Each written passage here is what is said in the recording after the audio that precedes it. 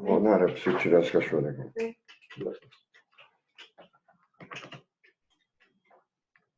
Obrigado.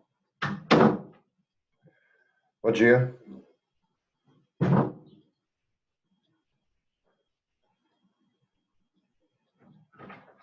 Colchão que você derrubou aí, filho.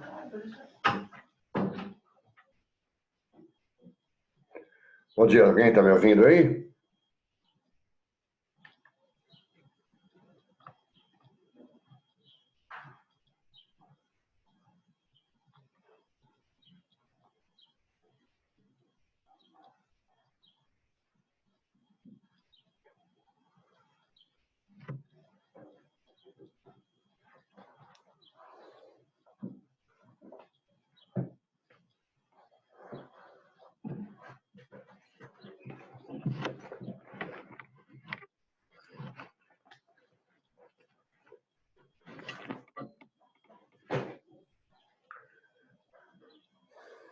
Bom dia.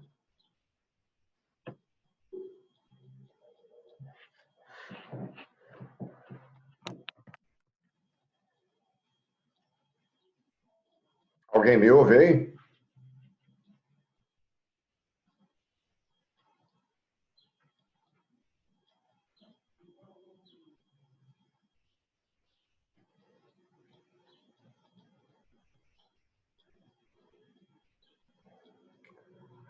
Moçada, eu precisaria que alguém entrasse e falasse para mim se está me ouvindo. Eu vi que nós temos participantes, mas se vocês pudessem falar comigo.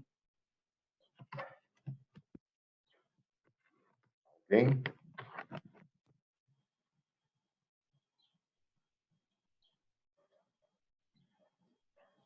Ô, Nara.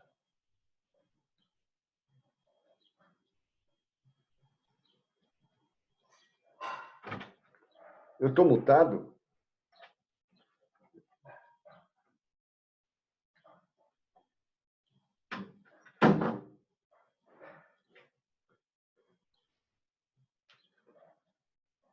Fecha aí. Fecha lá para ver. Share? Uhum. Não. Onde que você está vendo? Aí abre o chat aqui. O chat. Hum? Abre o chat, fecha isso. Fecha aqui. Ó, tô falando, estão te ouvindo. Ah, tá ouvindo, legal. Então tá bom. Isabela. Você tá bem, Isabela? Eu tô gravando, né, Nara? Antes de você ir embora. Tô. Eu vou no share, né?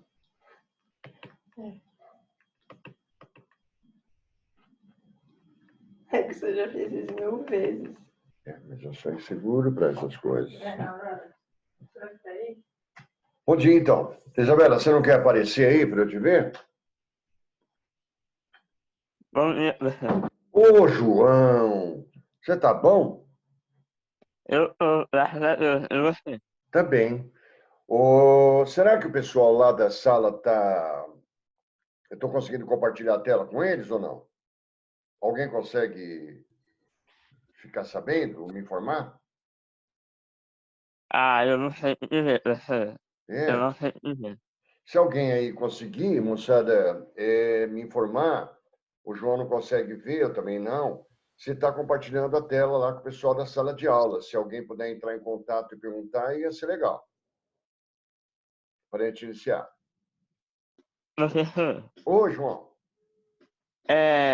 você viu, você viu esse final de semana que o Hamilton lá conseguiu 7 títulos mundiais em Fórmula 1 lá? Ah, o Hamilton? Aham. Vi, eu gosto de Fórmula 1, João. Eu acompanho bastante. Quer dizer, eu gosto bastante. Mas foi importante, né? Porque simbolicamente ele tem uma participação mais do que ser um corredor de Fórmula 1, né? Pela, pela, pela, pelas posturas dele, pelo que ele defende, né? Então, por ser negro, preto, né? Isso é muito legal. Mas eu vi sim. Eu nunca imaginei, João, que pudéssemos chegar a isso, porque quando tínhamos o Schumacher, A gente imaginar, 7 vezes ninguém vai conseguir, né? Mas foi legal. Eu vi sim, João. Acompanho, acordei cedo para assistir a corrida. Eu acho muito legal. Só não sei como é que ele ganhou, mas tudo bem. Ô, professor, Oi, João. sobre isso que eu ia perguntar. As movimentações, os protestos que ele faz lá quando ele sobe no pódio e tal, pode ser considerado uma ação, ou talvez um movimento social? Pode, não é um movimento social, né, João? Porque é um ato isolado, né? Então, para você ter um movimento social, você tem que ter um número significativo de participantes, né? Pessoas que se engajam no mesmo propósito. No caso, a ação dele é isolada, né? Mas aí, se a gente fosse lá no Weber, seria uma ação social. Ele está agindo levando em consideração os outros, um movimento social. Mas ele, particularmente agindo isoladamente, ele não constitui um movimento social, é um movimento individual, mas que pode gerar apoio aos movimentos sociais antirracistas, né? Mas é um ato individual dele. Mas vamos lá? Ah, Legal, né? obrigado. Imagina, João. Ô, Rodrigo, tá me ouvindo aí, bicho? Rodrigo, você consegue ver se alguém lá na sala está conseguindo compartilhar a tela com a gente? Perguntar para alguém? Perguntar se eles estão vendo você? É, lá na sala. Tá, um segundo.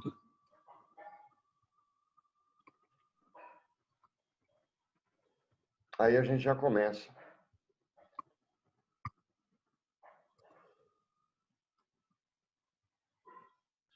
Ah, falou que eles estão. Ah, tá bom. Obrigado, Rodrigo. Você é muito legal. Maravilhoso aí. Moçada, vamos lá. Olha, eu não sei aí, o Rodrigo que está aparecendo para mim aqui, o João, que falou comigo, eu acho legal. Se vocês chegaram, eu estou tentando aí há algum tempo, eu fico esperando vocês chegarem até os governos militares do Brasil.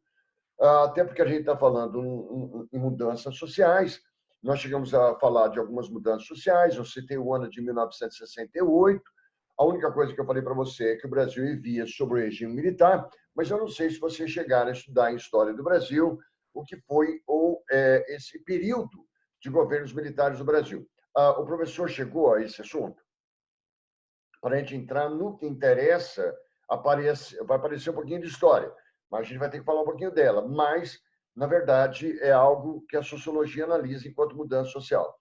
Alguém chegou, alguém lembra, o professor de história chegou a comentar com vocês a respeito de ditadura militar, de governos militares no Brasil ou não? Chegaram a estudar isso ou não? Ninguém vai falar comigo? Oi?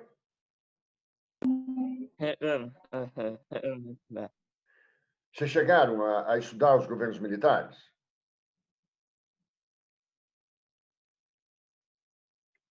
Hein?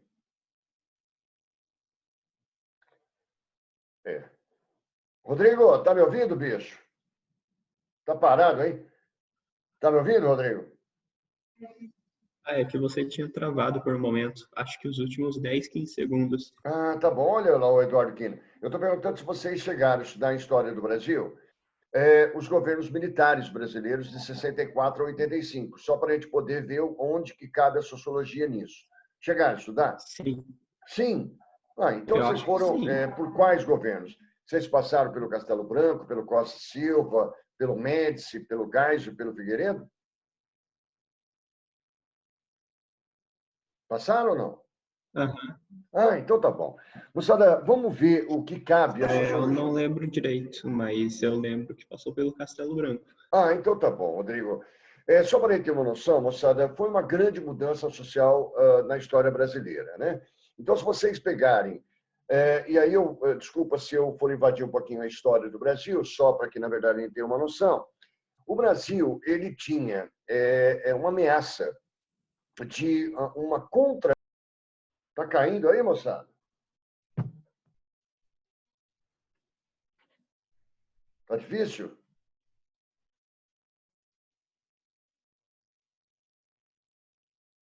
Tá me ouvindo ainda ou não?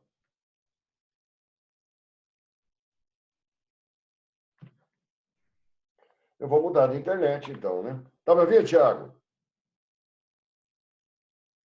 Meu pai do céu. Ninguém fala comigo, é uma loucura. Estamos ouvindo. Ah, meu pai do céu. Então, Rodrigo, deixa eu só pegar e falar para vocês o seguinte. Deixa eu só. Agora vocês apareceram na frente da minha tela aqui. É uma loucura. É uma coisa. Estava tão bem. Agora eu vou no share screen aqui, não é isso? Vamos lá de novo. Vamos ver o que, na verdade, isso envolve a sociologia, tá?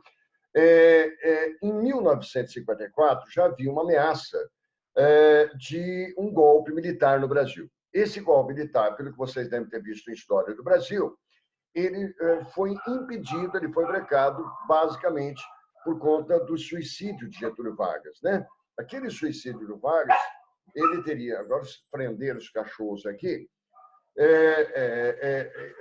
Esse golpe que estava se avizinhando, ele foi interrompido pelo suicídio de Vargas. Quer dizer, aquilo interrompeu de tal forma o Brasil que, de repente, claro, tudo foi paralisado, mas já se avizinhava. Quando nós estávamos na década de 50, década de 60 no Brasil... Peraí, eu vou ter que tirar os cachorros daqui, peraí. Puta, Ô, meu, pelo amor de Deus, minha gente. Tá louco, meu. Cai a internet. É uma beleza isso daqui. Mas em 1964, na década de 50 e na década de 60, o que nós tivemos no Brasil foi uma série, nós tivemos uma série, olha aí, João, você estava falando disso, movimentos sociais. Então, os movimentos sociais avançaram demais na década de 50 e década de 60 no Brasil. Nós tínhamos, por exemplo, as ligas camponesas, que estavam... vou fechar aqui um pouquinho e vou abrir lá, tá? Não, né? As ligas sociais, as ligas camponesas, está difícil. As ligas camponesas, elas agiam em prol de uma reforma agrária no Brasil. Era um grande movimento social. Seria mais ou menos como se fosse o MST hoje. Os operários, os trabalhadores, ensaiavam várias greves no Brasil, né? E o presidente do Brasil, às vésperas da Revolução de 64, ou da Contra-Revolução, melhor, era o João Goulart. Moçada, eu vou mudar de internet, porque essa internet não está boa.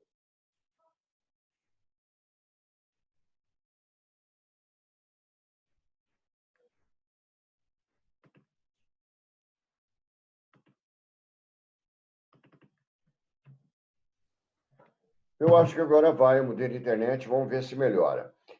E o interessante é que nós estamos ali com uma série de movimentos sociais, como eu estava falando, e os movimentos sociais estavam tendo apoio do presidente João Goulart.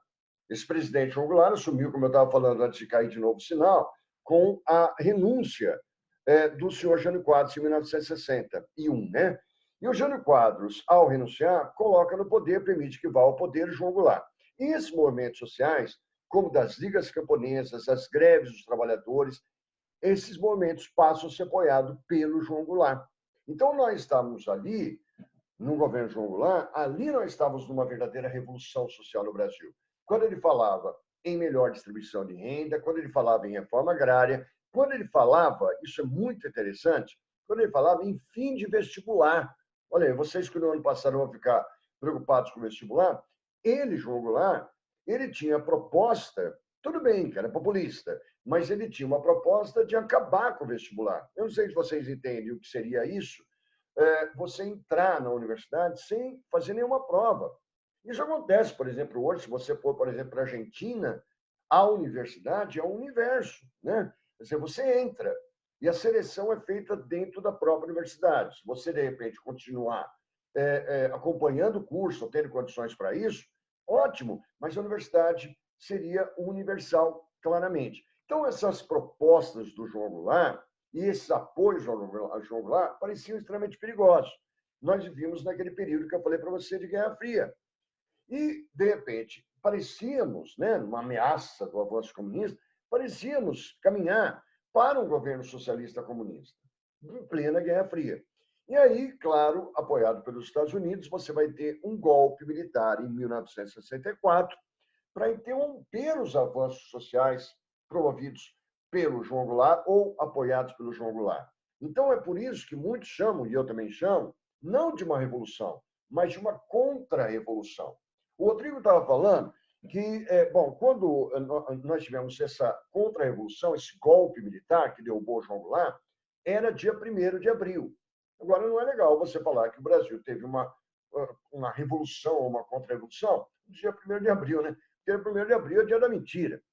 Então, aqueles avanços sociais espetaculares foram marcados com o apoio dos Estados Unidos, com a ameaça, segundo dizem, do avanço comunista. Mas aquilo estava mudando o Brasil, aquilo estava em curso.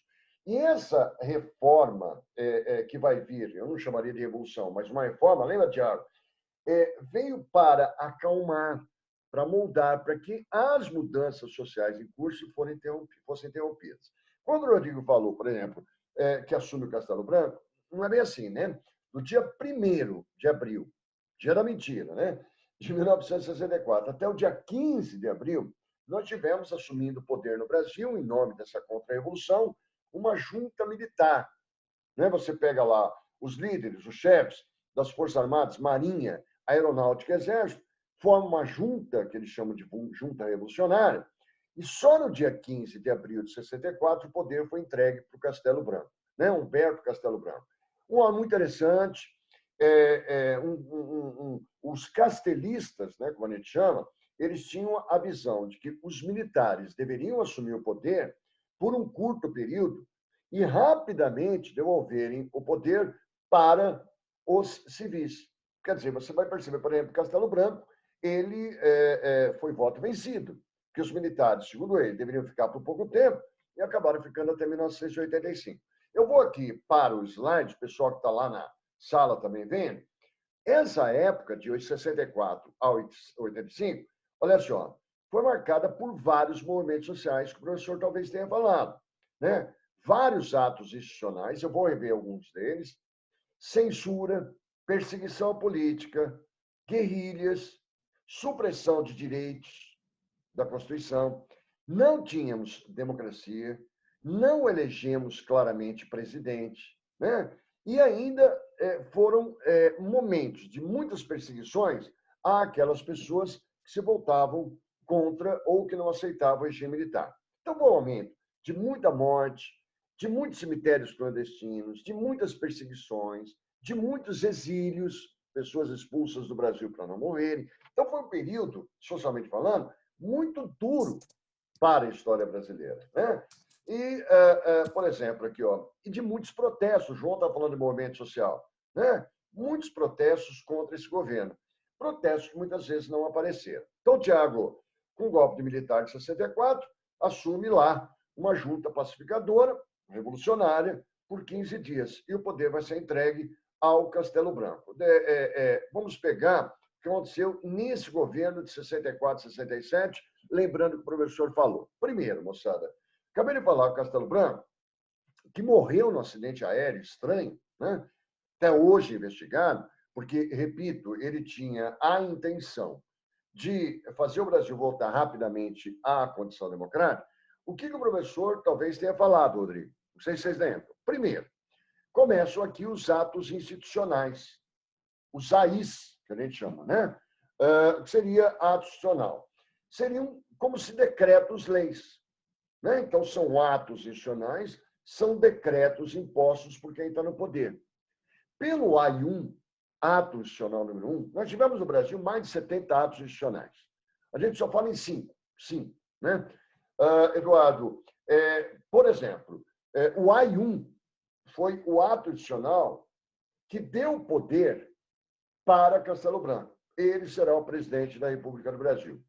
Que, nesse ato, também ficou estabelecido que ele, Castelo, podia, se quisesse, coisa que ele não fez, fechar o Congresso, ou seja, a Câmara de Deputados e Senadores.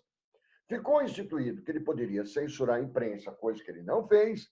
Ficou estabelecido que ele poderia determinar o fechamento de algumas instituições do Brasil. Ele fez isso. Caso da União Nacional de Estudantes, até porque eu falei para você, os estudantes estavam muito agitados naquela época, né? Principalmente lá, não sei se vocês lembram, devido aos reflexos do que começa a vir lá da França. Ele fecha, ele interfere OAB, Ordem dos Advogados do Brasil, e fecha alguns sindicatos. Ao todo, ele vai, no governo dele, de 64, 67, usando os dispositivos do AI-1, ele vai mandar embora do Brasil, exilar cerca de 300 personalidades e caçar mandatos políticos. Quer dizer, mas ele está no momento evolucionário. Vocês devem lembrar também que a coisa começou a apertar, porque os movimentos sociais contrários à ditadura já começam a aparecer em 64 mesmo, e ele vai fazer uso do AI-2, o ato institucional número 2. Alguém lembra o que foi o ato institucional número 2? Alguém lembra? Não, Rodrigo. Pelo AI-2, ficou instituído uma coisa muito importante. Todos os partidos políticos, hoje nós temos no Brasil 33, você acabou de ver eleições. Todos os partidos políticos existentes, até o AI-2, todos estariam extintos. Então, quer dizer, você vê que ele falou assim, vamos voltar logo à democracia, mas, na verdade, parece que ele está sendo o voto vencido. Pelo ato institucional número 2, todos os partidos políticos desaparecem, fazendo surgir 2 partidos políticos no lugar de todos. A Arena, Aliança Renovadora Nacional, está no texto para vocês, e o MDB, Movimento Democrático Brasileiro. Nós só poderíamos ter 2 partidos políticos, é o bipartidarismo. A Arena seria o partido de apoio ao regime militar. Dá para sacar? E o MDB seria o partido da oposição permitida, da oposição consentida. Só que o número de filiados, ou seja, de pessoas ligadas à Arena, tinha que ser sempre maior que o número de filiados, pessoas ligadas ao MDB. O MDB, que era o partido permitido da oposição, só para dizer que o Brasil tinha democracia, o MDB deveria congregar um número menor de pessoas, de filiados, do que a Arena. A Arena seria o partido de sustentação ao regime. É um bipartidarismo, muito parecido com o que existe nos Estados Unidos. Todo mundo pensa que nos Estados Unidos só tem partido republicano e democrata. Não é verdade, tá, moçada? Mas são os 2 que prevalecem. Mas o Brasil só poderia ter 2 partidos políticos. Parece que a democracia está esmorecendo. Ainda pelo AI-2, fica instituído que o próximo presidente, que substituirá o Castelo Branco, será eleito por via indireta. O que significa isso? A população elege os seus deputados e senadores e o Congresso, portanto, elegerá, em nome da população, o próximo presidente ou os próximos presidentes. Parece que o Castelo vai ser realmente voto vencido. Percebe? Outra coisa que ele estabelece, conforme a ditadura ainda do Castelo Branco, o professor deve ter falado, conforme a coisa vai avançando, é lançado o AI-3, que é o ato institucional número 3, o AI-3. Pelo AI-3, fica estabelecido que nós também teríamos, a partir de então, eleições indiretas para governadores, pelo menos para 11 estados, pelo menos 11 estados do Brasil na época, ou seja, os principais. E também eleições indiretas para os prefeitos das principais cidades e capitais do Brasil. O que quer dizer isso? Nós elegemos vereadores, como nós fizemos no domingo. E os vereadores elegeriam, em nome da população, prefeito. Com a maioria da Arena, vai sair da Arena que apoia o regime.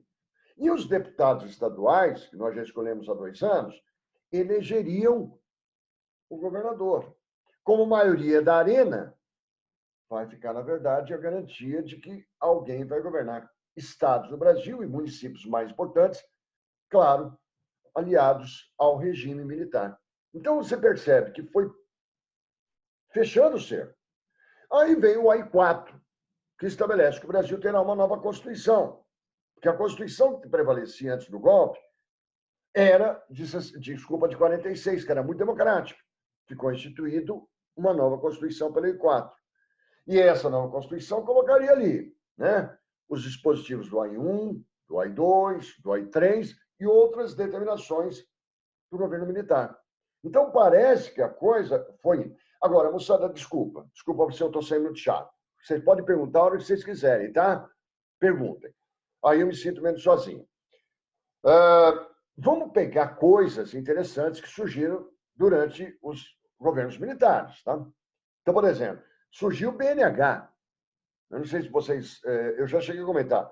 BNH é o Banco Nacional de Habitação, que é uma coisa interessante socialmente falando, que era o Banco Nacional de Habitação para fomentar a edificação de casas populares de conjuntos habitacionais no Brasil. Surgiu o Fundo de Garantia por Tempo de Serviço para o Trabalhador. E nós comentamos sobre isso. Então, se o trabalhador ganha hoje R$1.000, a empresa que o contratou tem que depositar, ela, empresa, 8% sobre o que ela paga para o trabalhador a título de fundo de garantia, né? Que fica lá na Caixa Econômica. Então, 8% de 1.080. Em um ano, 960, mais os jurinhos dá mais ou menos por ano o que ele ganha por mês lá na Caixa Econômica. E o trabalhador pode retirar esse fundo de garantia quando for demitido, sem justa causa, ou quando for fazer a sua primeira casa, hoje, se tiver câncer. É uma coisa interessante. Mas esse dinheiro do fundo de garantia, quando não é sacado, ele fica na Caixa Econômica.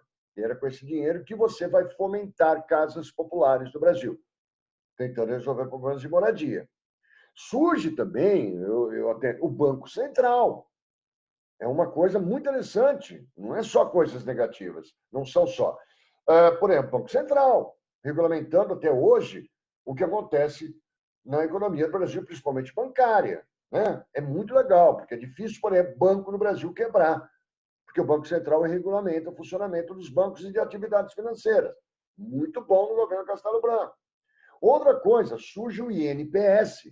Isso é muito legal, que é o Instituto Nacional de Previdência Social, que é hoje o INSS, Instituto Nacional de Seguridade Social, cuidando da aposentadoria.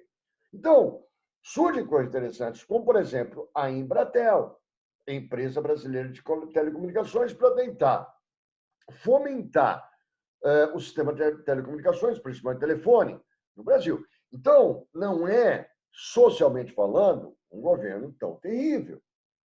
Tudo bem? Faça alguma pergunta para mim, para eu me sentir menos só. Pessoal da sala, o pessoal que não quer perguntar nada? Eu não estou com muita dúvida no momento. Não, ninguém tem.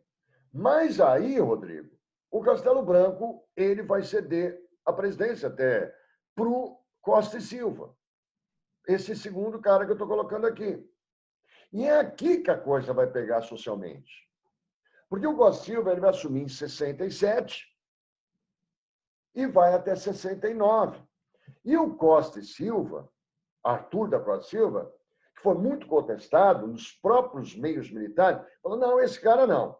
De 67 até 69, vai ser ridículo o que eu vou falar para você, tem 68. Alguém entendeu? Lembra que nós comentamos...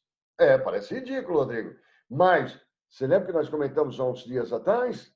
68 é o ano da contra-revolução, do movimento hippie, dos Beatles no auge, dos Led Zeppelin, do movimento negro, Luther King, de movimento estudantil nas ruas de Paris, da Primavera de Praga, de mulher queimando sutiã em praça pública, e o mundo respira liberdade. E nós estamos numa ditadura.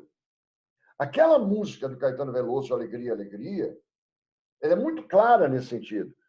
Quando eu falei para você, olha o Caetano cantava, caminhando contra o vento, sem lenço, sem documento. O que ele quis dizer com isso? Caminhando contra o vento, o Brasil parecia estar contra o vento. Nós estamos em 68, o mundo pedindo para não proibir nada e nós estamos na contramão. Nós estamos exatamente na contramão da história mundial, daquilo que é a aspiração social. E o senhor Costa Silva começa, segundo o professor deve ter falado para vocês, eu vou pular aqui, ó. Veio o Castelo Branco, estamos no Costa Silva, de 67 a 69. Nós tivemos aqui no governo Costa Silva as contestações sociais, aí sim, João, muitos movimentos sociais contrários ao regime. Como, por exemplo, não tenho como escrever, mas está aqui para você, como, por exemplo, nós tivemos, vamos pegar coisas positivas, tá? Coisas positivas do governo Costa Silva. Eu também dei coisas positivas do Castelo Branco. Socialmente falando, surgiu a FUNAI, no governo dele, a Fundação Nacional do Índio, né, que veio para substituir o Serviço de Proteção ao Índio. Não sei se ficou melhor ou pior. Também foi criado o Mobral, Movimento Brasileiro de Alfabetização, para incentivar o fim ou para erradicar o analfabetismo do Brasil. Também não funciona muito bem. Foi no governo dele que foi feito o acordo MEC-OSAID, que mudou todo o currículo escolar de todos. Nós não falamos sobre isso. Você tinha, da primeira até a quarta série, o ensino primário, hoje é Fundamental 1, tinha um exame de admissão e você tinha o complemento daquilo que a gente chamava de ginásio. O ensino médio tinha 4 anos. E aí foi instituído, a mão dos Estados Unidos, que o Brasil tirasse 1 ano e passássemos a ter, de primeira a oitava série, o ensino primeiro grau. O ensino médio passaria a ser ensino de segundo grau.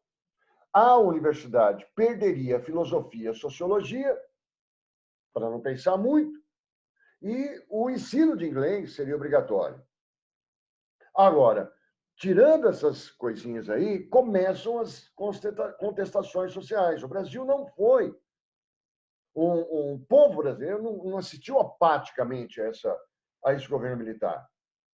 Por exemplo, os movimentos já começam a aparecer, como, por exemplo, aparece uma frente ampla de oposição ao regime. O JK, não sei se você viu, o próprio João Goulart, Brizola. O governo começa a se colocar na parede. Em 1968, nós começamos a perceber, por exemplo, também guerrilhas aparecendo. Estudantes da idade até de vocês, 14, 15, 16 anos. Alguns se retiraram até Caparaó, Serra do Caparaó, entre Espírito Santo e Minas Gerais, largando tudo na vida para fazer assaltos a bancos. Não é para o pessoal ficar com dinheiro para ele. Fazer atentados a bombas. Descia, o pessoal ficava escondido, de repente descia, fazia um atentado, um órgão do governo, um sequestro de uma personalidade, um assaltozinho no banco para ter dinheiro para manter a guerrilha do Caparaó. É uma luta daqueles que não aceitam essa situação. Aí, não sei se vocês lembram, em março de 68, eu mostrei uma imagem para vocês. Vocês lembram que houve... já não pus. A morte do estudante Edson Luiz. Eu acho que eu pus a imagem aqui, só para lembrar. A morte... Não sei. Não. Acho que eu não coloquei. A morte do estudante Edson Luiz. Vou voltar lá, né? A gente não consegui terminar hoje, a gente termina semana que vem. A morte do Edson Luiz. Não sei se você lembra, um jovem de 16 para 17 anos, que no Rio de Janeiro, foi protestar pedindo liberdade, e ele foi assassinado. Da onde saiu a passeata dos 100 mil no Rio de Janeiro. 100 mil pessoas, eu mostrei essa imagem para vocês, querendo o fim da ditadura militar. E o Costa Silva está começando a ficar perdido. Ele ganha oposição, por exemplo, da Associação Brasileira de Imprensa. Mas é realizado o 30º Congresso da UNE. A UNE estava proibida de existir. Mesmo assim, os estudantes organizaram o 30º Congresso da UNE, lá perto de Limeira, em São Paulo. Aliás, o Exército invadiu. Mas eu desafio, não poderíamos ter greves no Brasil. Guerrilha. Guerrilha sabe o que é, né? Não poderíamos ter greves. E, de repente, tornaram greves em Contagem e Osasco. Contagem, Minas Gerais e Osasco, São Paulo. Então, as contestações sociais ao regime foram intensas, ao ponto de chegarmos à cerejinha do bolo. Quando um deputado, porque o Congresso estava aberto ainda, os deputados federais, o Senado estava aberto. Apesar das faltas de liberdade, a falta de liberdade não era absoluta. O Congresso estava aberto. E aí, de repente, um deputado do MDB, chamado Márcio Moreira Alves, você deve ter visto isso, fez um pronunciamento contra o Costa Silva. E você sabe que todo deputado tem imunidade parlamentar, ele não pode ser preso ou punido pelo que ele fala. A maioria da Câmara dos Deputados, como eu já te falei, era da Arena, que sustenta o regime. E o Márcio Moreira Alves, do MDB, com imunidade parlamentar, ele não vai ser punido pelo que ele fala, é deputado, ele tem que ter liberdade. Ele faz um pronunciamento duríssimo contra o Costa Silva, e o Costa Silva pede autorização para a Câmara de Deputados para processar o Márcio Moreira Alves. A maioria da Arena. E o Congresso não dá autorização. Ali ele percebeu que nem a Arena estava com ele. E aí ele decreta isso aqui, ó, AI-5. Olha a data, moçada, 13 de dezembro. Aliás, os militares sempre escolheram pessimamente datas, né? Pessimamente. Dia 1º de abril foi quando eles tomaram o poder, aí passaram para o dia 31 de março para não pegar mal, dia da mentira. Quando você teve a extinção dos partidos políticos, era 2 de novembro, que é dia de finados. Aí pegaram o AI-5, dia 13 de dezembro de 1968, que era uma sexta-feira 13. Por ato adicional, institucional número 5, acabou tudo, moçada. O Congresso foi fechado. As câmaras de vereadores de todas as cidades foram fechadas. Foram fechadas todas as assembleias legislativas estaduais, não tem mais Câmara de Deputados estadual. Foi fechada a Câmara Federal lá em Brasília de deputados. Foi fechado o Senado. Não haveria mais liberdade de imprensa. Não poderíamos ter mais manifestação de rua. Um cidadão podia ser preso e o governo não dá satisfação da prisão. Não havia habeas corpus. Deixou de existir. O que é habeas corpus? É quando, de repente, o cara é detido, mas ele pede para responder ao processo, porque ele se julga inocente normalmente, em liberdade. Não tem mais habeas corpus. Mandados políticos foram cassados. O governo pode prender, pode matar, pode fazer desaparecer, pode torturar e não dá satisfação para ninguém. É o AI-5. Moçada, eu acho que vocês viram isso. É a cerejinha do bolo. Muito. Fala, Rodrigo.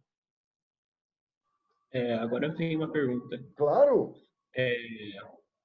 Como que ele conseguia passar os atos institucionais se, tipo, meio que a maioria estava contra ele? Rodrigo, só lembrando que um governo, ele, a partir do momento que ele tem apoio das Forças Armadas, ele faz o que quer. Então, quando ele percebeu que os deputados e senadores que ele estava tolerando, mesmo da Arena, estavam contrários a ele, porque há uma curiosidade. Rodrigo, dizem, mas isso é fofoca, que ele, Costa e Silva, ele não mandava no Brasil, não administrava o Brasil. O vice dele era o tal de Pedro Aleixo, que era um civil como eu, como você. Mas que quem, na verdade, mandava no Brasil era a mulher dele. Ele era visto com desconfiança, porque os deputados e senadores, mesmo da Arena, achavam que ele era incapaz de administrar. Mas aí você pergunta, como é que ele impõe os atos institucionais? Ele leva em consideração os deputados e senadores, por quê? Ele tem o apoio das Forças Armadas. Se a Marinha, a Aeronáutica, o Exército falam para ele assim, vai, ele podia ir, nós estamos numa ditadura. Hoje, um presidente, ele só pode, por exemplo, tomar uma atitude se ele tiver, quer dizer, pode fazer um decreto-lei, mas hoje, mesmo ele decretando, esse decreto dura pouco, ele tem que ter a aprovação dos deputados e senadores. Quando ele percebeu que ele não estava conseguindo ter apoio de deputados e senadores, ele pede o apoio das Forças Armadas, nós estamos numa ditadura. E as Forças Armadas falam assim, então o decreto AI-5, fecha esse Congresso e a gente vai governar por aqui. Numa condição normal, não faríamos isso. Mas acontece que nós temos um apoio de fora. E as Forças Armadas com muito medo do avanço socialista e comunista no Brasil. Então, como é que ele faz isso? Ele tem apoio das Forças Armadas.